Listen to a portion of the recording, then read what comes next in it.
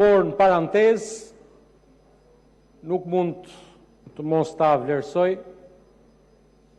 faktin të qëndrimin pro investimit.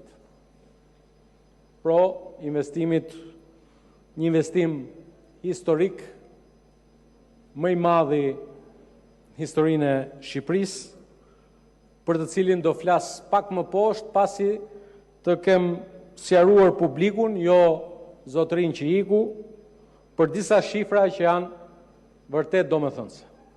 U tha këtu që investimet e huaja kanë rënë nga deputeti parafolës. Tani investimet e huaja direkte, foreign direct investments, në vitin 2012 që mbahet dhe viti më i mirë dhe i fundit i plot i juaj në pushtet zoti Sali, ishin 666 milion euro. Në vitin 2025, se 2026 është më pak se në gjysmën e vetë, shifra e investimeve të huaja direkte shkon 1,64 miliard euro.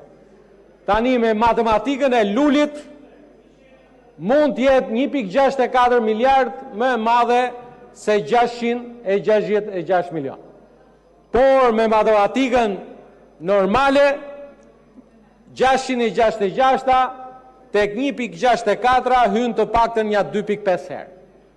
Pra, investimet e huaja direkte në Shqipëri janë rritur me plot 2,5 herë nga koha kur zotria që urime edhe për zgjedhjen në kryet Partisë Demokratike, se ishte një garë e fortë dhe nuk dije kush fitonte, por pas kësaj gare kaq të fortë, të luftuar deri në minutën e fundit, deri në votën e fundit, fitoi zoti Sali.